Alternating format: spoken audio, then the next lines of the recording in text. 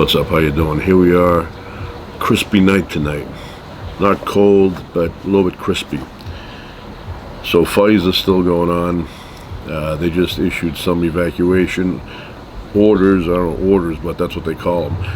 And people had to clear out. Hopefully they're just precautionary and they're able to prevent the fires from going in that direction. But it's been a crazy few days here. Crazy. It's tough to wrap your mind around what's happening. Pacific Palisades, when you look at it, it literally looks like carpet bombing. You know, it's just hard to wrap your mind around. It's crazy.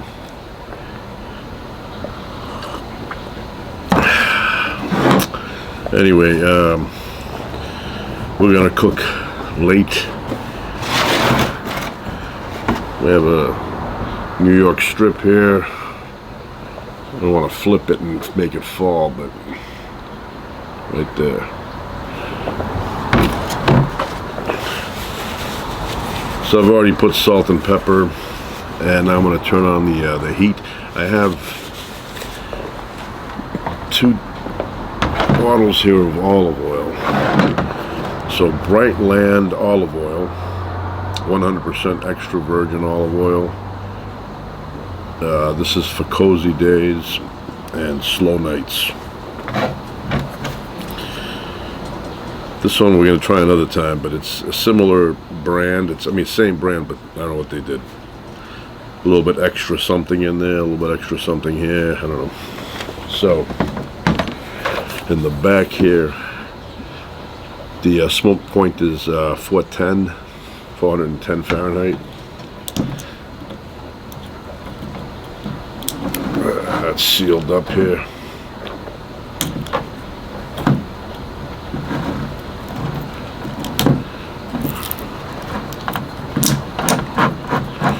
Never had this before, but it's from California, and I'm a big fan of olive oil, so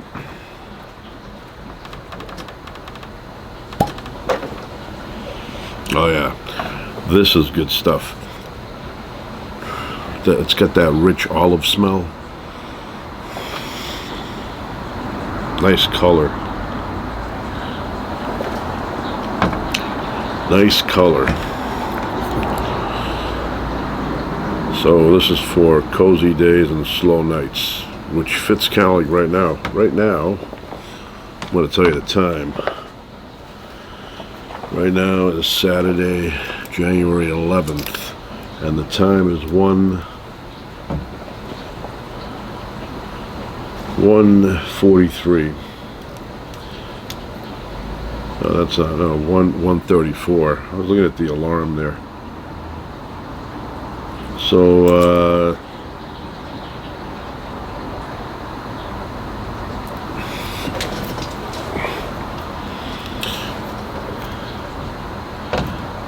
we're going to start the heating up process. Not going to make it that hot. I don't want to burn too much here.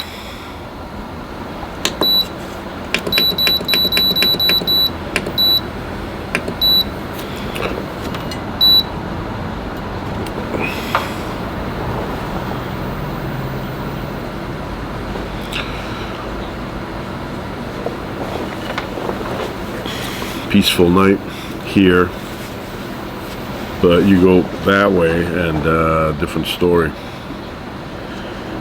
Different story. I would think that the state of California has every year fire season, so they know this is coming every year. Why would they not have a few dozen of these aircraft that can dump water, on fires? Why? Okay, I want to put it in here.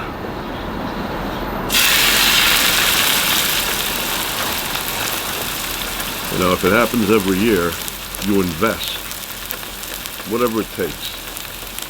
30, 40, 50 of these things you invest. You buy them, you have them on standby, You get a call, maybe you have satellite images, you scan the area, you see a hot spot, you send a couple of these planes out. If you need more, you send more. And then if it gets out of control like it is now, you have them rotating, one after the other, dumping water constantly.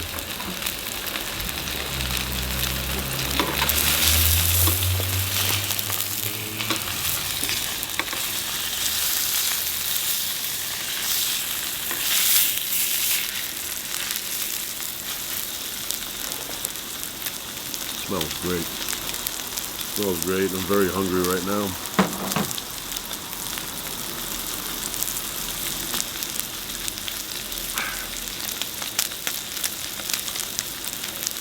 Gonna sear it, create a little bit of a crust. Nothing fancy here.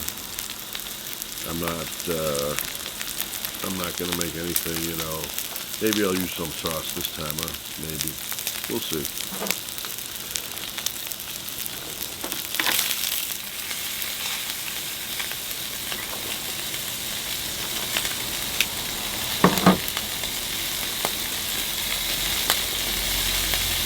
Put a couple of more drops in here.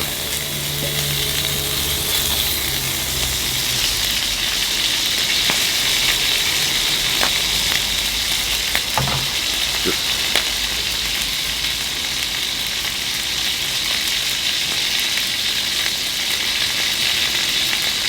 sizzling.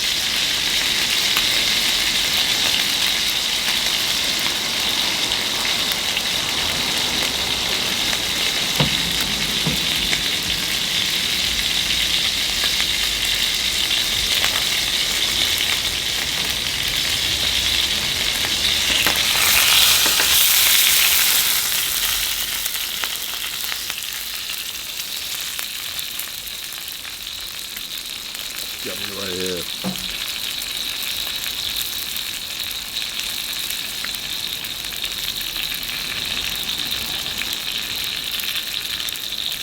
So yeah, we watch the news constantly.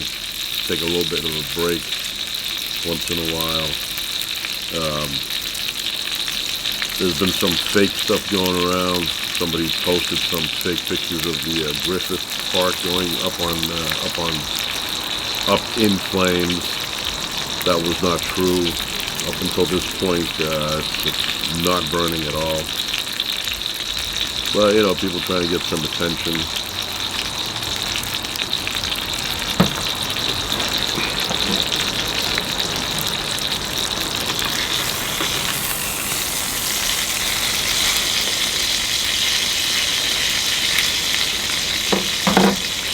Yeah, I feel since 9/11 happened, like almost 24 years back, I feel like, you know, movie Back to the Future there,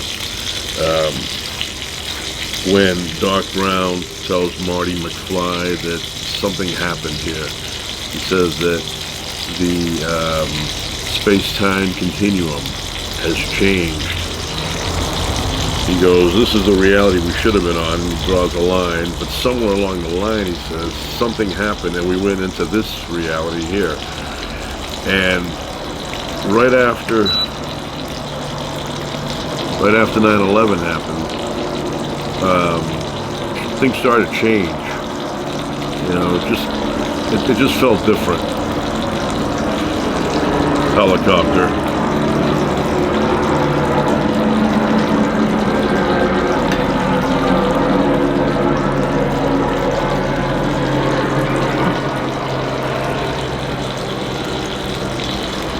And as a result of 9/11,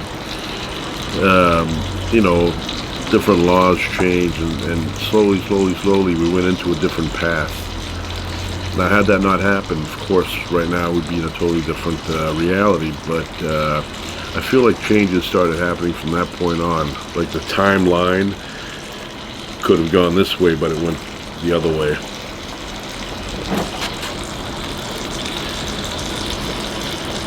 So, you know, I know we've had fires before. Every year we have fires, and some of them have been, you know, more severe in terms of acreage burnt. But this one here, I don't know, the images of entire neighborhoods vanishing is very difficult to comprehend.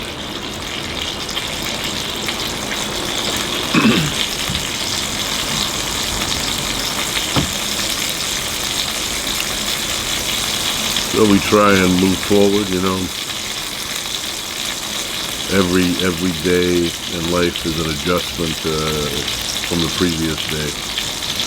Every day you change a little bit compared to the previous day. Small changes, but over time, you look back, you notice that the change is now big.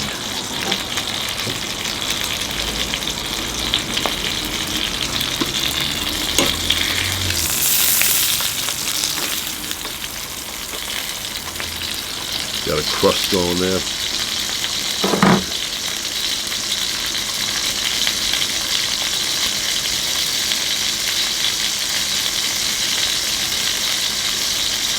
Yeah, I'm not a fan of the oil. It splatters too much, gets on my nerves. You know, it's like if I had a slow motion camera, these things would be moving up and down in slow motion. Plus, it's late. I don't want to be too noisy. You know, your voice carries at night. I'll tell you a story. A very long time ago, a cousin of mine. This was his high school years. I guess he was a senior, and he called me up. Another cousin of mine, and he said, "Yeah, I'm in a play here. I think it was like Shakespeare." Hamlet. I'm trying to think of maybe if it was Hamlet. So anyway, we went to this thing, and it was good production. And we sat towards the back, middle back, not all the way to the back, but you know, you had the main section, then you had like a gap, and then we sat after the gap. And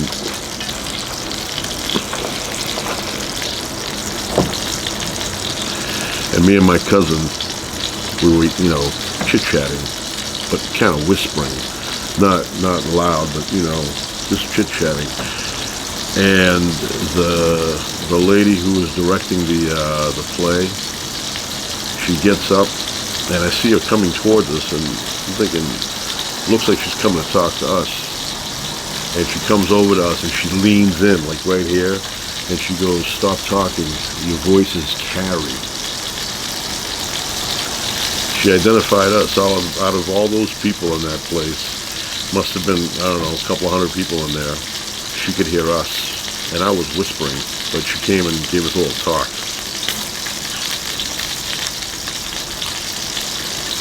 So I know at night voices carry.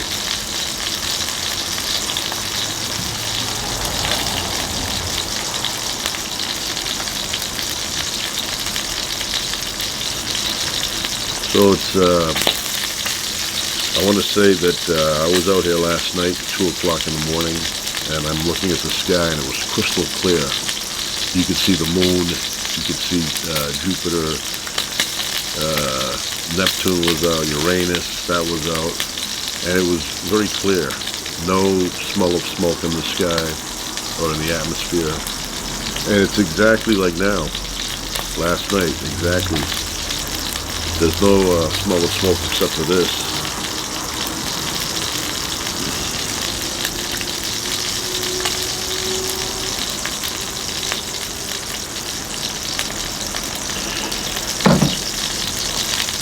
So obviously either there's no wind right now, so the smoke is just rising up. But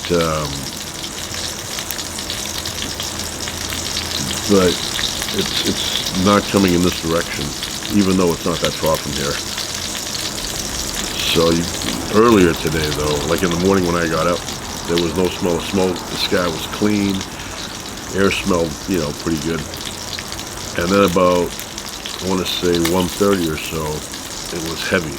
You could smell the burning lumber.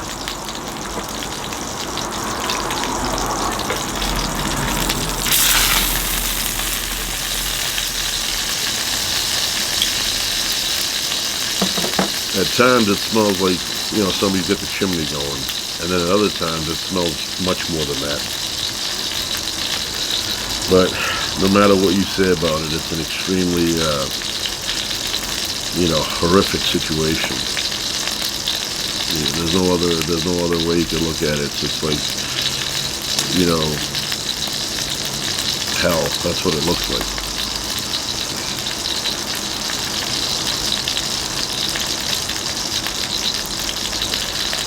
But I can't understand why they don't have, a few dozen of these airplanes, helicopters, that dump water. What do they have? 3, 4? I don't know.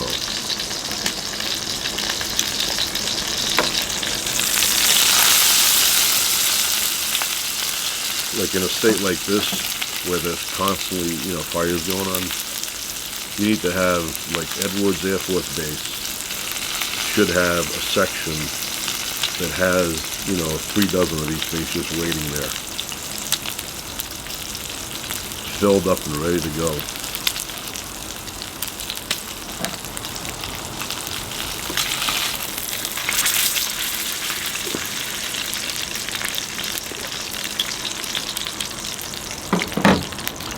Smells great, but splattering.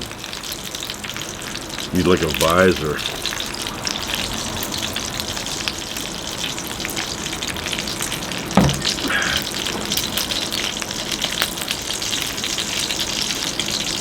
It's already January 11th, 2025. The 20s have been a bit of a pain in the ass decade. Starts off with a pandemic, continues on. There are people today still wearing masks outside. You see them walking and they get the mask on. You're outside, you're not near anybody, but the mask is on. Then I see people driving in the car by themselves, mask on. No one's in the car with them.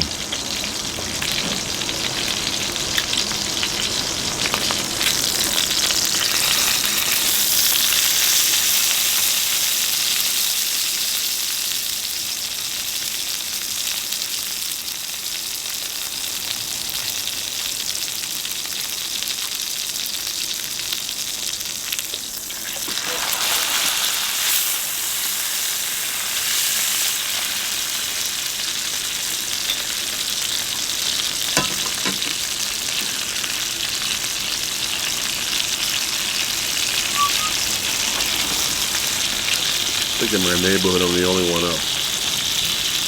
All the lights are off. Everything's dark. Everything. I'm looking all around, everything's dark. Now if somebody's getting up to use the toilet, they're probably saying, what's that glare coming? Where's that coming from? And then they'll pull the curtains aside and they see me talking to myself.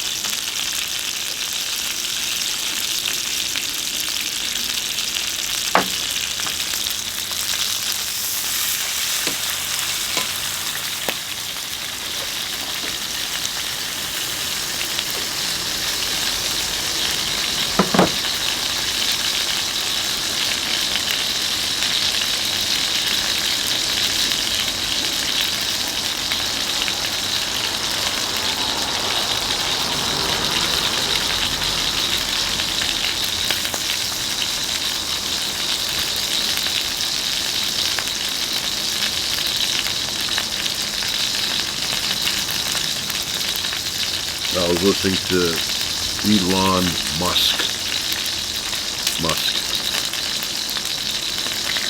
When I pronounce the endings that hard, it reminds me of somebody many years ago. He would always tell me that he was friends with the Fonz in real life, Henry Winkler. They went to the same school together, Emerson, and they were on the fencing club team. Hold on.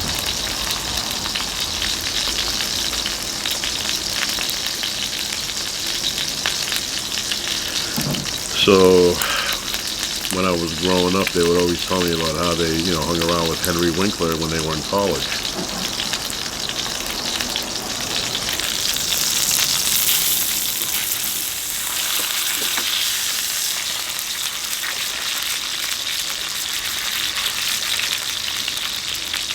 So I've met Henry Winkler a couple of times.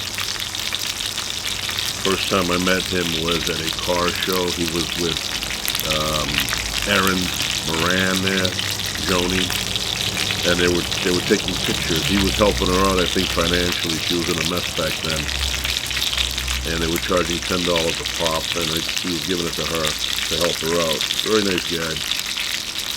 And so we met him there, talked to him for a little bit, gave my wife a little neck rub there when we were taking a picture.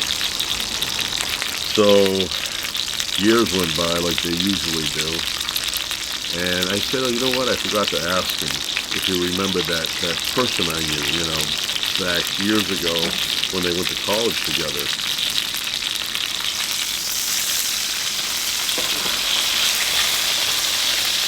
And I said, the next time I see him, I'm going to ask him that. So one day I'm at a restaurant not too far from here, and he's there too. So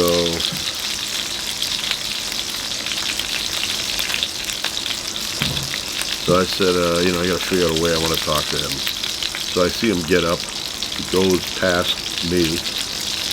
I was with my wife, so he went past us. He went outside, and he was on his cell phone talking.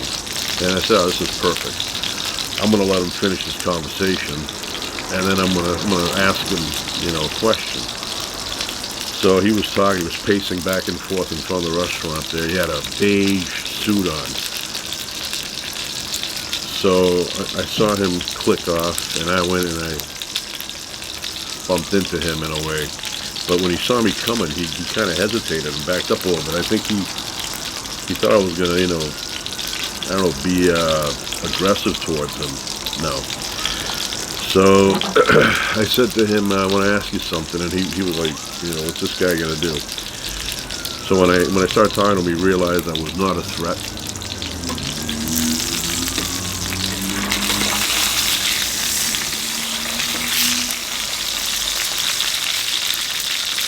And I said to him, you know, do you remember this individual? And he goes to me, what was the name again? And I repeated the name, and he didn't remember him. He's like, I'm sorry, I don't remember. He said it a couple of times, and I said, it's okay. And I said, you know, have a good day. And then he went back in the restaurant. I went back to my table, continued eating.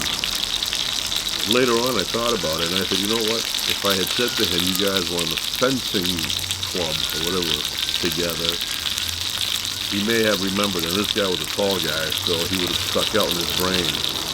But just like that, you know, out of the blue, he didn't remember him.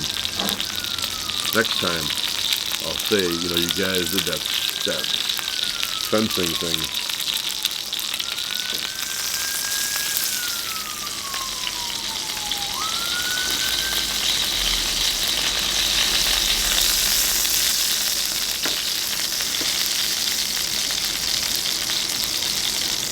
I think it's about done. This olive oil is very good. So I will be... like, I don't know, Emergency. Remember that show, Emergency, in the 70s? Alright.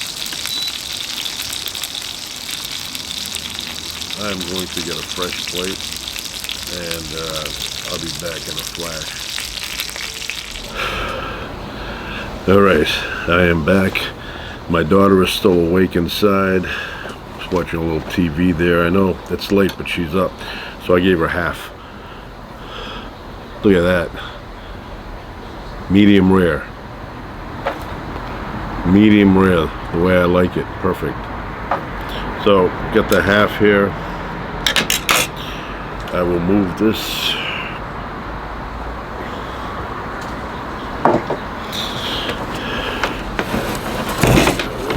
Let's see here.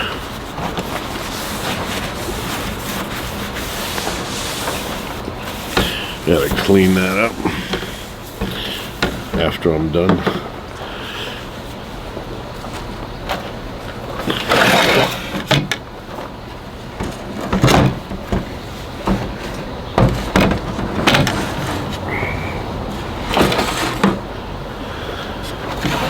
Smells great. Yeah, medium rare. We have a beverage tonight. Samos. Ouzo from Samos. I don't know if you can see that, if it's too bright, I don't know. Established 1910.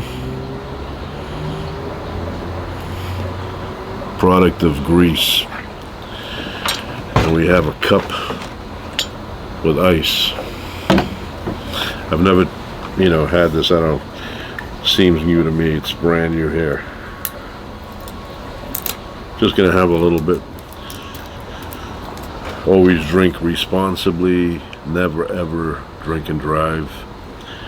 You have a little bit, you're at home, or if you're at a restaurant, you have a little bit there with your meal. You stay an hour, you have a drink. You stay 2 hours, you could have two. By the time, you get ready to go home, you're okay. You're okay anyway. I mean, that's 2 drinks in 2 hours, or 1 drink per hour. Up to a point, you'd be there all day. But always drink responsibly. Best thing to do is you go to Vegas, go to a restaurant, you're staying at the hotel, you can have, 2, 3, whatever, because you're staying upstairs, no driving. Nice.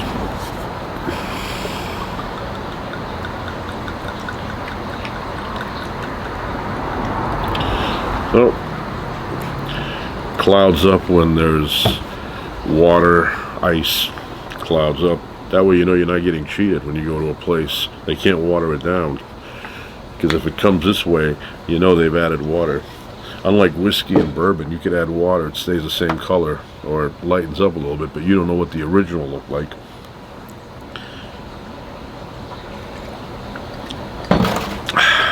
All right, have a little bit here.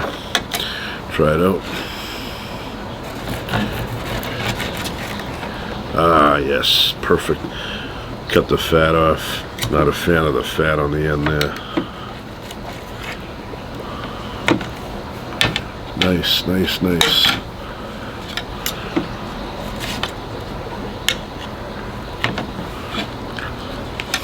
Oh man, that's delicious.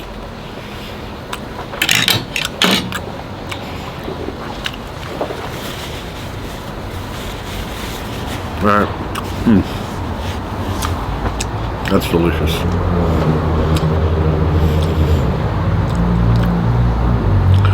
I know my daughter's gonna love that.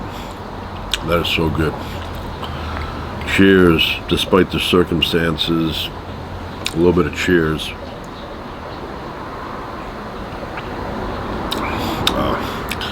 That's good.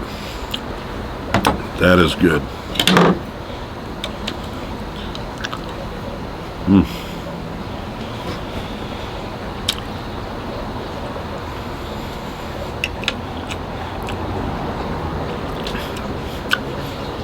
That's one of the best steaks I've had.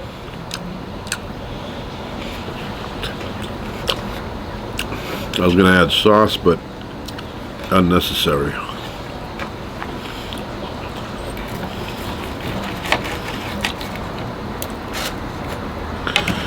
Wow.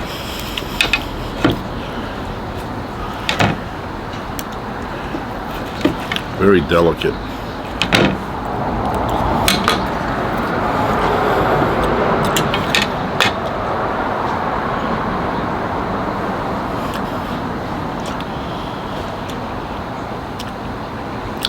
Should have bought 2 of these, even 3.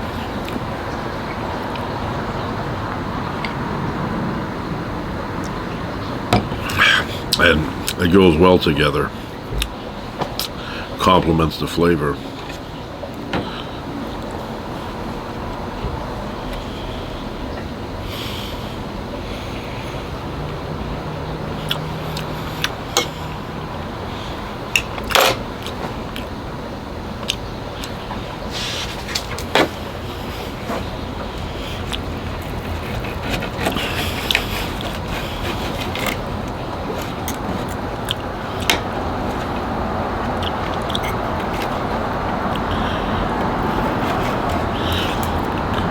other night, or the other day, I had the American Wagyu. That was very good as well.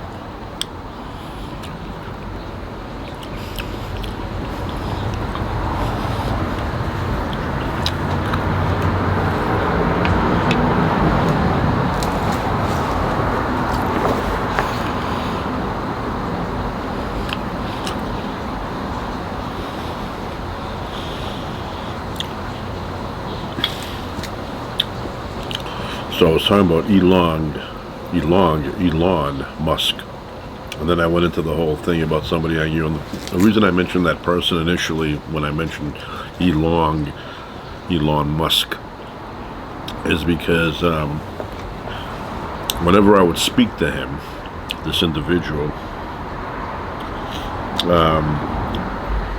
he would always correct me on my endings. And I remember I said something about running. And I said running without the G at the end. And he corrected me. He goes, you know what? He goes, you're not pronouncing your G at the end. He said to me, running. And I was thinking in my head, that's a bit awkward. That's like a hard G at the end. Because I always, I would drop my G's, running,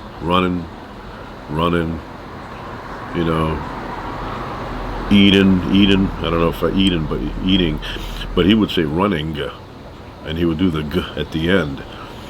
So I became self-conscious when I would be around him when I spoke. He had a job where he was, I don't know, he was a speech therapist. I don't know what he did. He had some kind of position where he taught speaking with over enunciating. So yeah, I would tell him, you got to pronounce your G's at the end. Running, eating. So when I said Elon Musk, I remembered him. He'd be happy that I pronounced the K like that.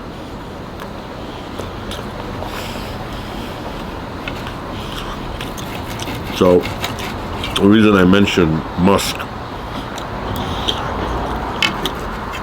is because he was saying something interesting about the universe, that everything in our reality has a center. Solar system has a center, the sun, galaxy has a center, black hole, but everything, the atom has a center. And he said, it should be the universe itself has a center, something massive in the center that keeps everything going around. Even though the universe it's expanding, and they always use the example of baking a cake with raisins on the outside, that the raisins aren't really moving, it's the cake itself that's expanding, making it look like the raisins are moving. So he was using that as an example. People use that as an example to compare the universe to, where they say nothing is really moving away from anything. It's just that the space fabric is expanding, and therefore, if you have like a cake and it inflates, the raisins or the jimmies or whatever on top appear to be going apart from each other, but they're not really moving. It's the cake itself that's moving. But it is interesting to think of that, to think that the universe must have a center. Although no matter where you are in the universe, it always looks the same to you. Even if you, like right now, you look at the edge or the observable edge, and you say, okay, that's 45 billion light years away. But if you were to go to that spot and look, it would look the same as if it was another 45 billion light years to go that way continuously. But he had a point. I was listening to it, and he goes, everything has a center. Why wouldn't the universe itself have a center?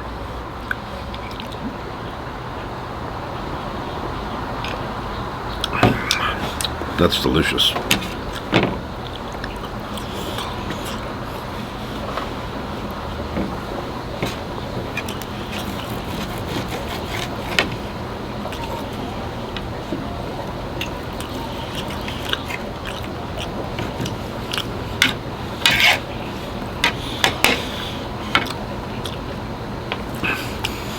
I can't tell you how much the universe fascinates me. I don't think there's a day that goes by that I don't read something about it. I always try and get the latest, space.com, or I go to TED on YouTube there, and I listen to the lectures. Fascinated. I don't like listening to stuff that's over 2 years old. I want to get up-to-date stuff.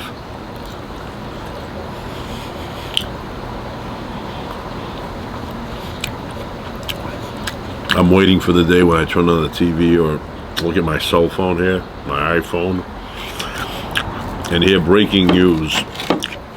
SETI has picked up a signal, and it's not just the beep.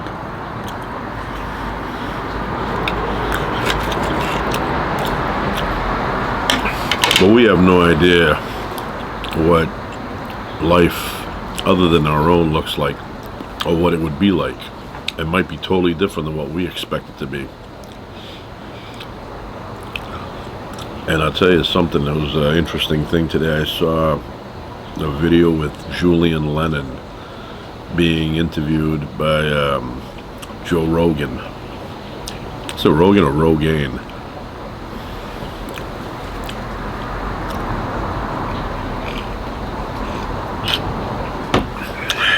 Anyway, he was telling a story about when he was 8, 9, 10, or 11. He didn't know exactly how old he was, but he was on a TWA flight. I think he was going to New York from England, and he said everybody was on the plane. They were asleep. It was that time. Everybody was snoozing, and he looked out his window, and a saucer-shaped object, the size of the room that Joe Rogan was broadcasting from, he goes, about that size, and it flew right next to the window. He goes, not next to it, but I think there was a 50-foot gap.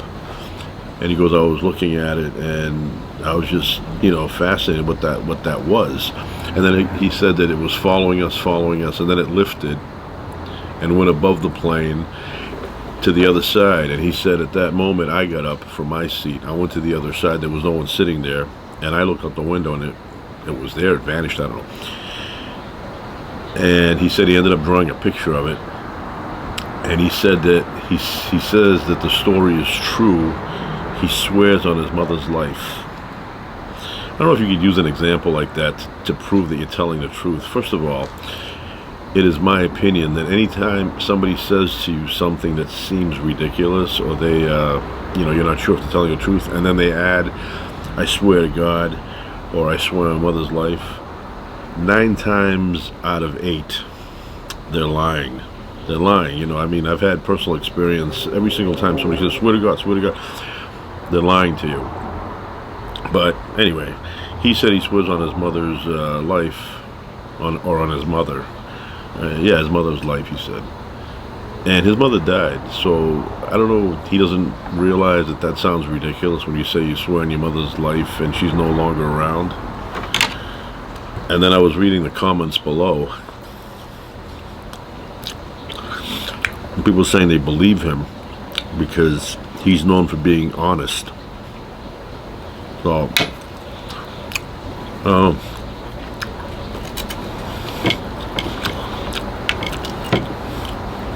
you want to say this was a 747. No one else noticed.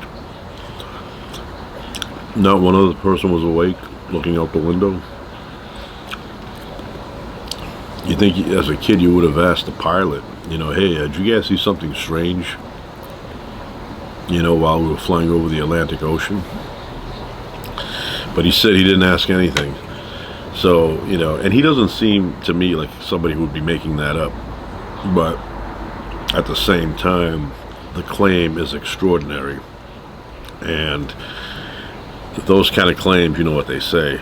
But, they're hard to believe, first of all. You need some kind of proof. I know today there would have been like a cell phone coming out, taking pictures of that thing. But I find that all the pictures that are taken of those things, even though these cell phones now shoot in 4K, right? the images are still blurry. You know, you get it, you look at it, it's like blurry. It's like, what happened? You're shaking your hand, you couldn't get a focus on that.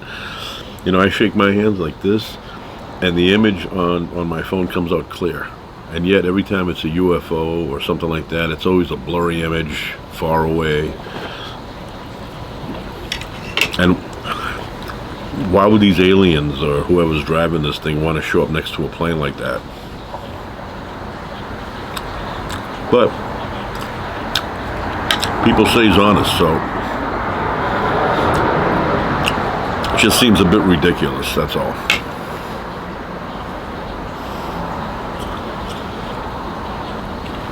So that was delicious.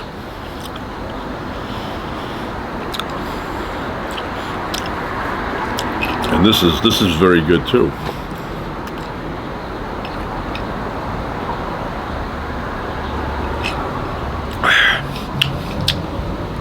I'm gonna be back. I'm gonna try the olive oil, but with bread. I'll be back in a flash. All right, I am back. We're gonna try some of this olive oil with some bread, and I have olives here too.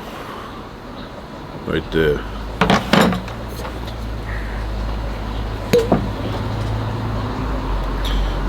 Good. Yeah, that's good stuff.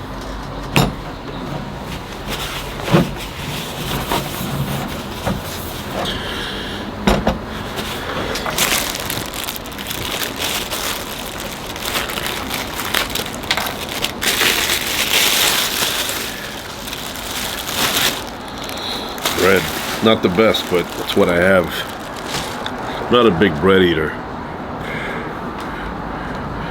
Try it on its own first.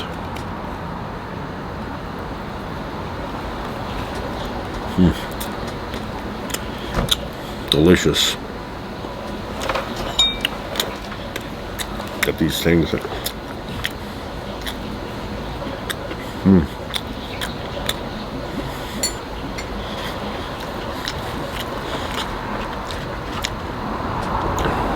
that is so good. So good.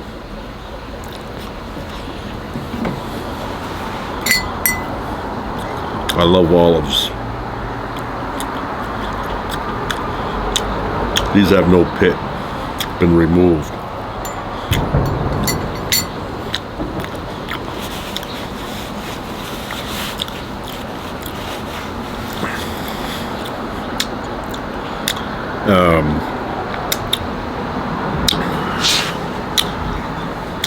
That's another thing that annoys me.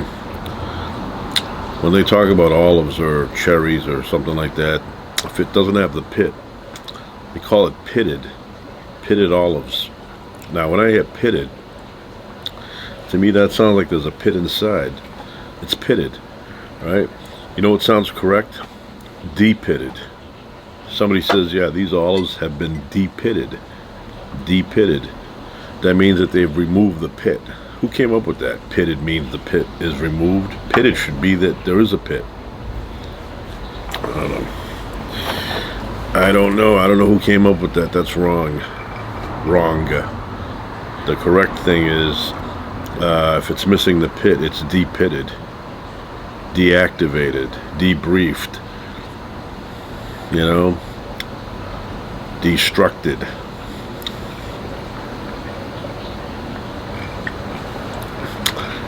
That's the way it should be.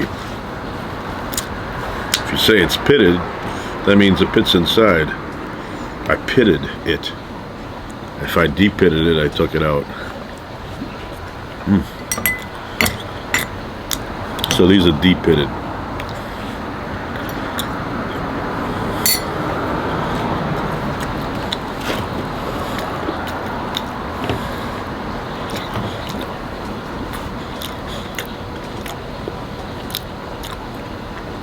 Amazing.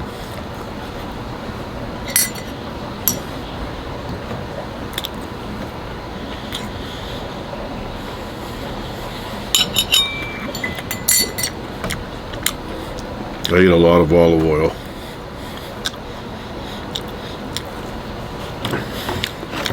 More than your average person by by many times. I eat olive oil every day. Every day I'm eating olive oil. Oh, it's so good.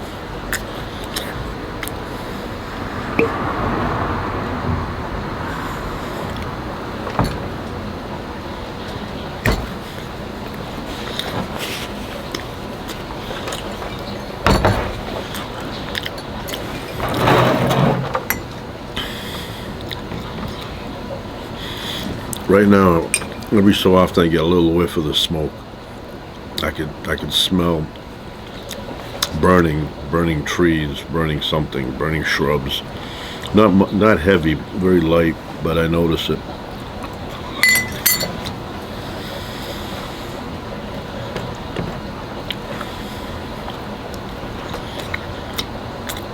Very sad.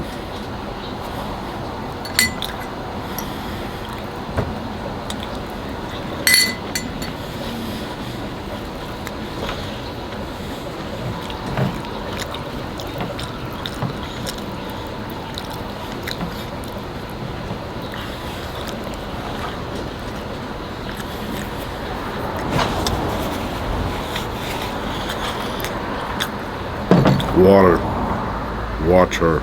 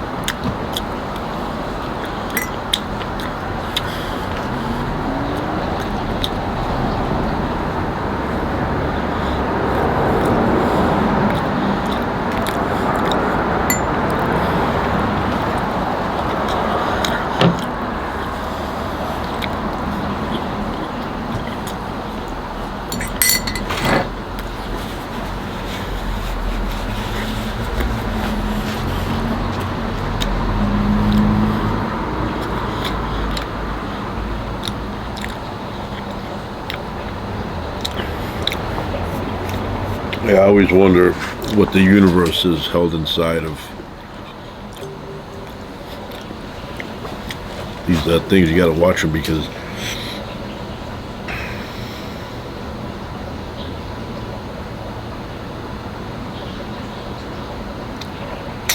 in case something happens. But yeah, I think about the universe a lot, and because that's the main thing. We exist in it. We're part of the universe. We are the universe come to life. A lot of people, they think we're something separate from the universe, but we're not.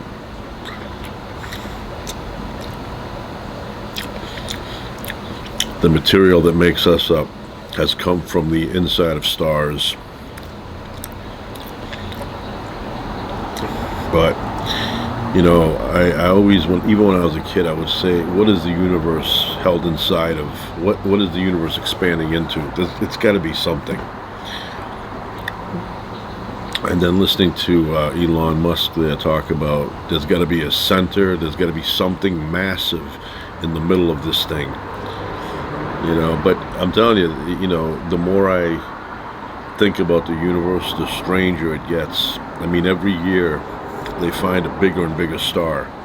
Was that Stevenson, that star now? Massive. They have these videos that compare the size of things in the universe. And they start off with like meteors or asteroids, and they build up from that.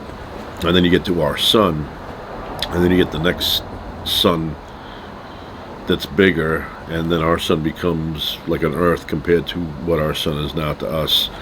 And then you keep going, and then our sun looks like a grain of sand compared to the next big thing. Like Betelgeuse is a monster, and then you have our sun down there, looks like rice grain. Who knows what we exist in? We make up fairy tales to explain the reality we live in, but those do not help. They don't help at all. No.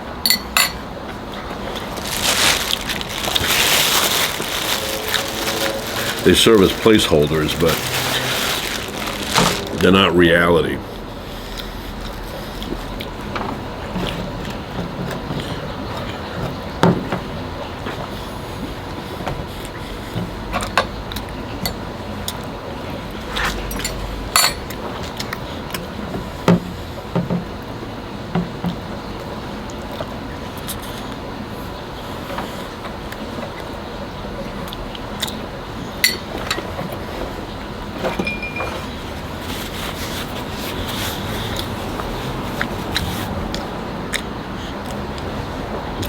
I asked my daughter how the steak was, and she said it was awesome. Very good flavor, man.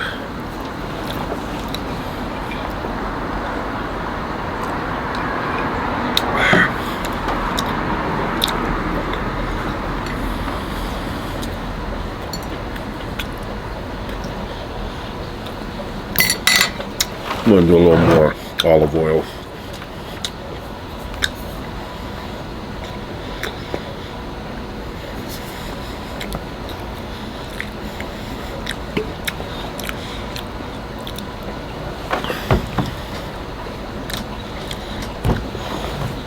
It says here, it says women own it. They own the company, women. That's fine. But I will say, it doesn't matter to me who owns it. If the product is good, I will buy it. Even if a Chupacabra owns it, I will buy it. Doesn't matter. Doesn't matter to me. If it's good, I'll buy it. If it's not good, King of Managua could be the owner. I will not buy it.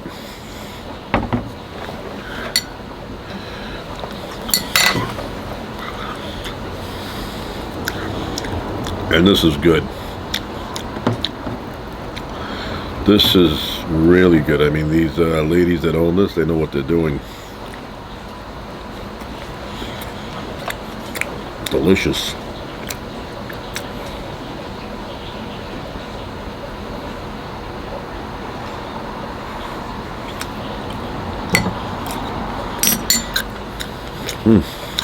And the marriage between olives and olive oil and bread,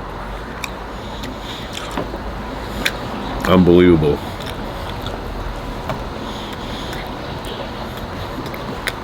I got to get more olives, a little more oil.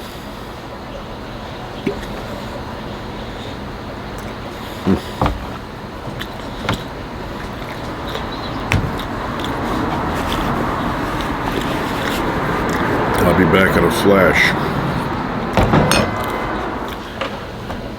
All right, I am back. I have more olives here, right there, deep pitted. Although I will tell you, I prefer the ones that are with the pit. I don't know, they seem better flavor. But these are, these are very good too. These are exceptional.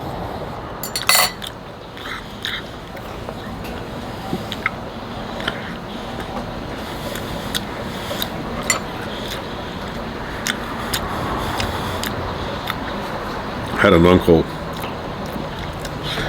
and he was under the belief that the appendix was for capturing things you swallow by accident. And he gave me an example one time. He goes, the appendix is kind of like, okay, he goes, for example, let's say you're eating olives, he said, and they have the pit, and you swallow the pit by accident, the appendix will capture it and somehow break it down in the appendix area and then get rid of it. That's what he said to me. I go, that sounds iffy. I don't know if that's true.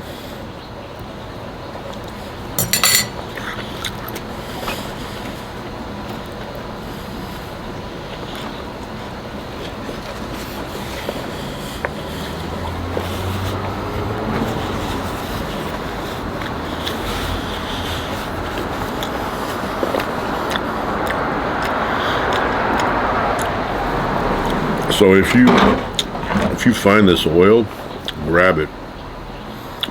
Bright Land, 100% extra virgin olive oil. It's delicious. One of the best olive oils I've had.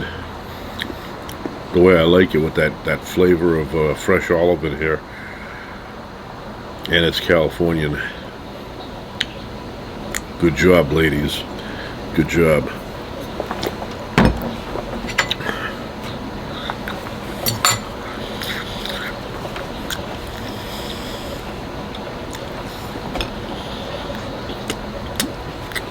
And this was a gift.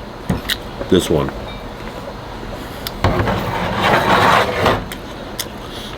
Both of them were gifts, but this is the one I used this time.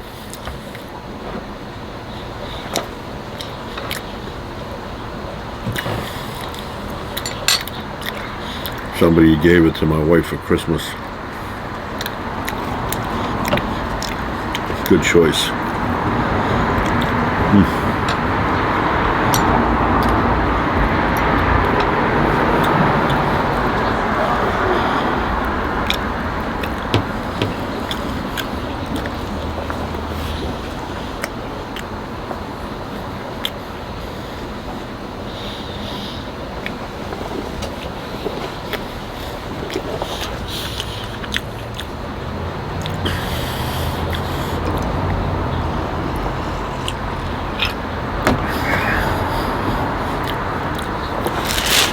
I need a little more bread. It's pretty good. Good bread. Better than you would expect.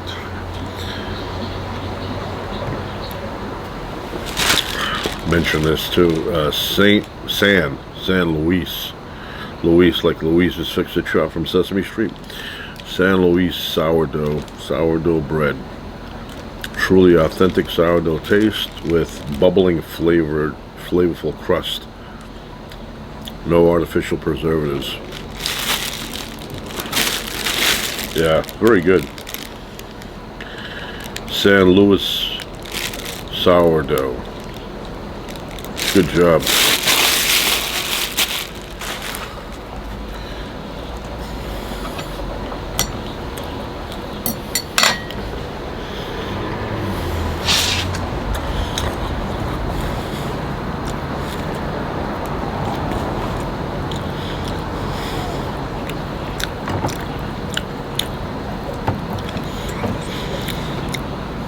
And I found out just now, when I went inside to get the olives, that one of my daughter's friends, they lost their home in the fire. Very sad. That's hard to it's hard to accept. You know, imagine losing your home in a fire. Especially being a kid and losing it. I mean, it's bad enough when you're an adult, horrible, but when you're a kid, it's times 3. Very sad. You know, you wonder these people how they're, getting through this.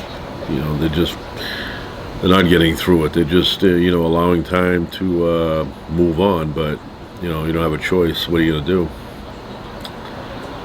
Yeah, this world, very, very bleak. Very bleak at times. Most times. Dreary.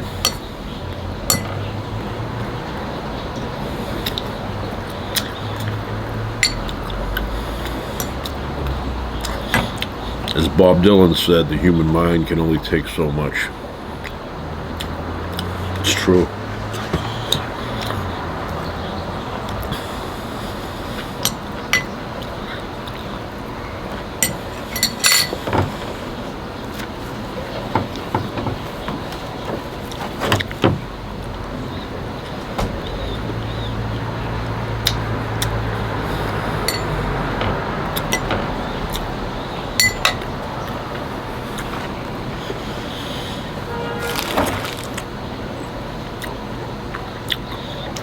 Getting late.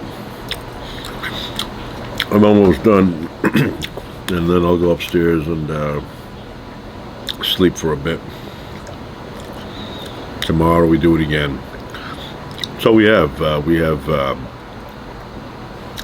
sleep, and then the next day we have a brief period of awareness, then we sleep again, then we have another day, a brief period of awareness that flies by.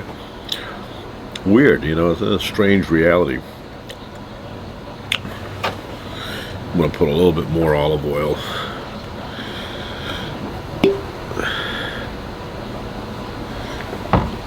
Oh, man.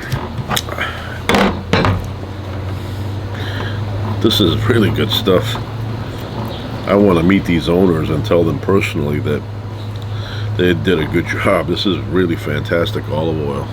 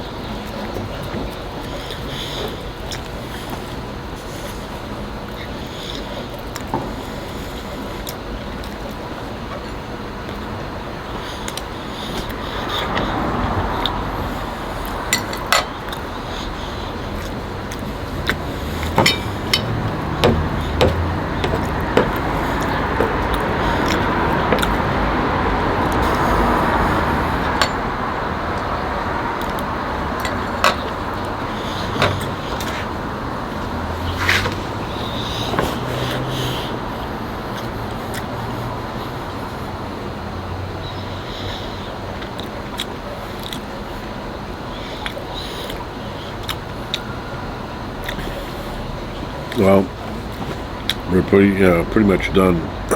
So